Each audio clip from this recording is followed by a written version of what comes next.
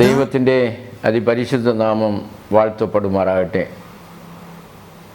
ഒരു കുരുത്തോല പെരുന്നാൾ കൂടെ നാം ആഘോഷിക്കുവാൻ ദൈവം നമ്മുടെ ജീവിതത്തിൽ നൽകിയ ഈ നല്ല അവസരത്തെ ഓർത്ത് ദൈവത്തിന് നന്ദി അർപ്പിക്കുന്നു.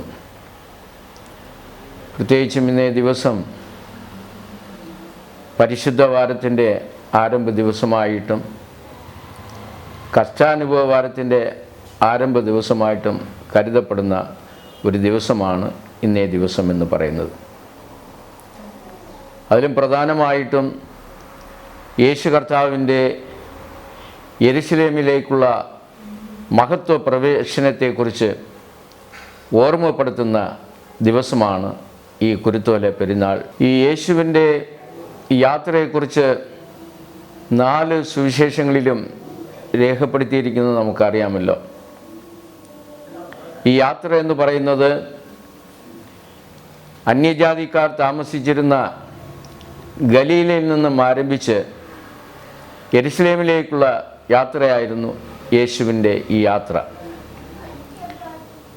യെരുശലേമിൽ നിന്നും 2 മൈലുകൾക്ക് മുമ്പായിട്ട് തന്നെ യേശു കർത്താവ് താൻ ആഗ്രഹിച്ച കഴുതപ്പുറത്ത് കയറുകയും അവിടെ നിന്ന് യെരുശലേമിലേക്ക് നോക്കി യാത്ര പുറപ്പെട്ടതായിട്ട് തിരുവചനം നമ്മെ പഠിപ്പിക്കുന്നുണ്ട്.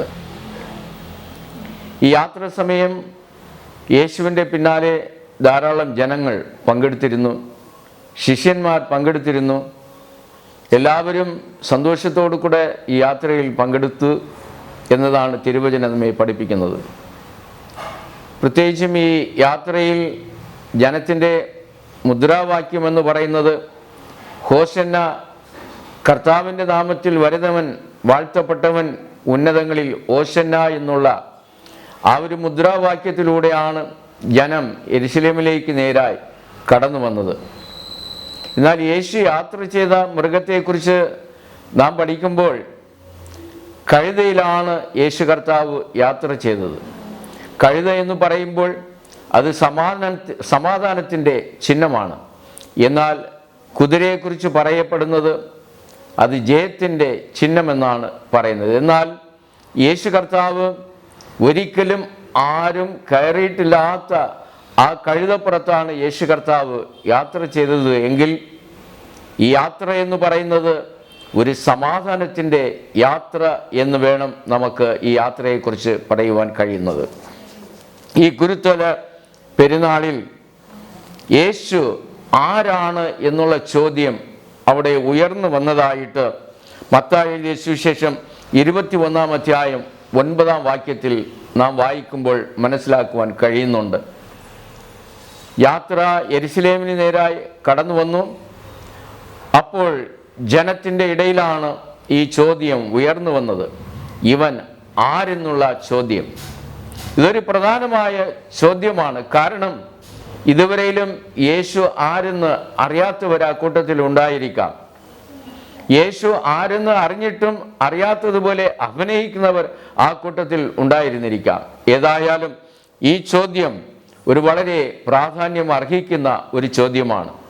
ഈ കുരുത്തോല പെരുന്നാളിൽ ഈ ചോദ്യത്തിന് ഉത്തരമാണ് ഇന്ന് നാം ചിന്തിക്കുവാൻ പോകുന്ന ചിന്താകാര്യം. ഒന്നാമത്, യേശു കർത്താവ് സമാധാനത്തിൻ്റെ രാജാവാണ്. യേശു സമാധാനത്തിൻ്റെ രാജാവാണ്. കാരണം ആ കുരുത്തോല പെരുന്നാളിൽ സമാധാനത്തിൻ്റെ ചിഹ്നമായ ആ കഴുതപ്പുറത്താണ് യേശു കർത്താവ് യാത്ര ചെയ്തത് എന്ന് തിരുവചനം നമ്മെ പഠിപ്പിക്കുന്നുണ്ട്.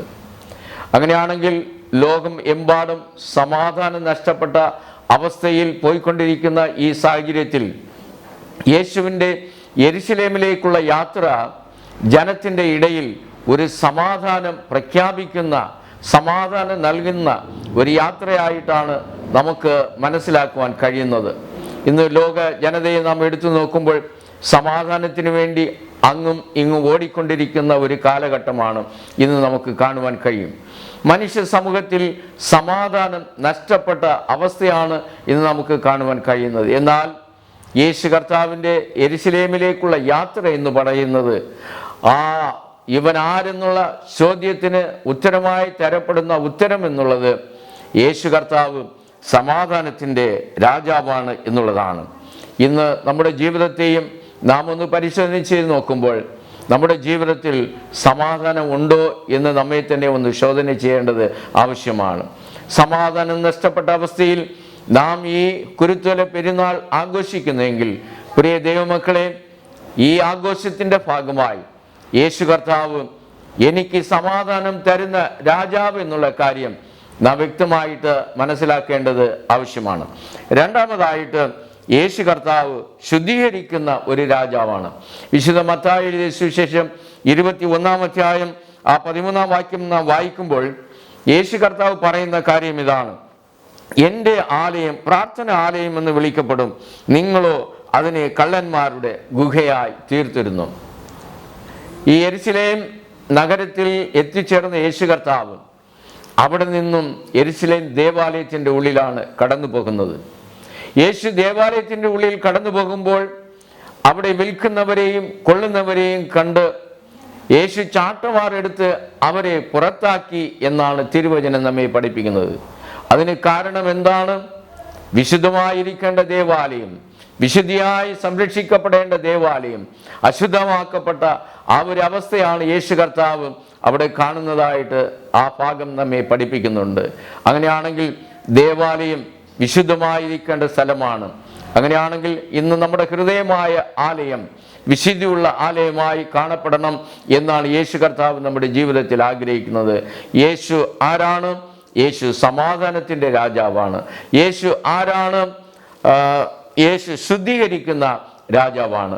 ഈ കുരുത്തോല പെരുന്നാൾ ആഘോഷിക്കുന്ന ഈ ദിവസത്തിൽ നമ്മുടെ ജീവിതങ്ങളെ ഒന്ന് പരിശോധന ചെയ്ത് നോക്കാം. നമ്മുടെ ജീവിതം ഹൃദയമായ ആലയം ശുദ്ധിയുള്ള ആലയമായി കാണപ്പെടുന്നുവോ? അശുദ്ധി നിറഞ്ഞ ആലയമായി നമ്മുടെ ഹൃദയം കാണപ്പെടുന്നുവെങ്കിൽ ഈ അശുദ്ധി നിറഞ്ഞ ഹൃദയമായ ആലയത്തെ ശുദ്ധീകരിക്കുവാൻ യേശു കർത്താവ് ആഗ്രഹിക്കുമ്പോൾ നമ്മുടെ ഹൃദയമായ ആലയത്തെ യേശുവിൻ്റെ കരങ്ങളിൽ സമർപ്പിക്കാം. കാരണം യേശു കർത്താവ് ശുദ്ധീകരിക്കുന്ന രാജാവാണ്. അവസാനമായിട്ട് നാം നോക്കുമ്പോൾ യേശു കർത്താവ് ആരാണ്?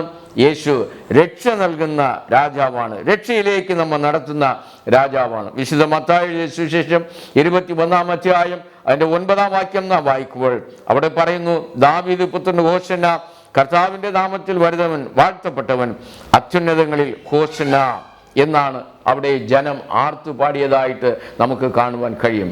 ഹോശന്ന എന്ന പദത്തിൻ്റെ അർത്ഥം എന്താണ് നമുക്ക് എല്ലാവർക്കും അറിയാവുന്നതാണ്.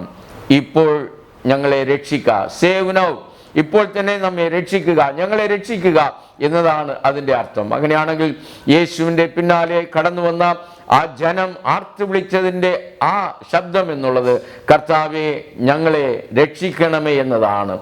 ഈ കുരുത്തോല പെരുന്നാൾ ആഘോഷിക്കുന്ന ഈ ദിവസത്തിൽ നമ്മുടെ വിളിയും നമ്മുടെ പ്രാർത്ഥനയും ഇതുവായിരിക്കേണ്ടത് ആവശ്യമാണ്. കർത്താവെ ഞങ്ങളെ രക്ഷിക്കണമേ, ഞങ്ങളുടെ പാപത്തിൽ നിന്നും ഞങ്ങൾക്ക് വിടുതൽ തരണമേ. ഞങ്ങൾ പാപത്തിന് അടിമയായിരിക്കുമ്പോൾ ആ പാപത്തിൽ നിന്നുള്ള ഒരു രക്ഷ ഞങ്ങൾ ആഗ്രഹിക്കുന്നു. കർത്താവെ ഞങ്ങളെ പാപത്തിൻ്റെ അടിമത്തത്തിൽ നിന്നും ഞങ്ങൾക്ക് വിടുതൽ നൽകി ആ ഒരു രക്ഷയിലേക്ക് ഞങ്ങളെ നടത്തണമേ എന്ന് നാം അപേക്ഷിക്കുമ്പോൾ യേശു കർത്താവ് ആരാണ്? നമ്മെ പാപത്തിൽ നിന്നും രക്ഷിക്കുന്ന യേശുവാണെന്ന് മനസ്സിലാക്കിക്കൊണ്ട് ഈ കുരുത്തോല പെരുന്നാൾ നമുക്ക് ആഘോഷിക്കാം. ഇവൻ ആരാണ്? യേശു സമാധാനത്തിൻ്റെ രാജാവാണ്. ഇവൻ ആരാണ്? യേശു നമ്മെ ശുദ്ധീകരിക്കുന്ന രാജാവാണ്. ഇവൻ ആരാണ്? നമ്മെ രക്ഷയിലേക്ക് നടത്തുന്ന യേശുവാണ്. ഈ വചനത്താൽ ദൈവം നമ്മെല്ലാവരെയും അനുഗ്രഹിക്കട്ടെ, ആശീർവദിക്കട്ടെ. ആമേൻ. Hosanna, Hosanna.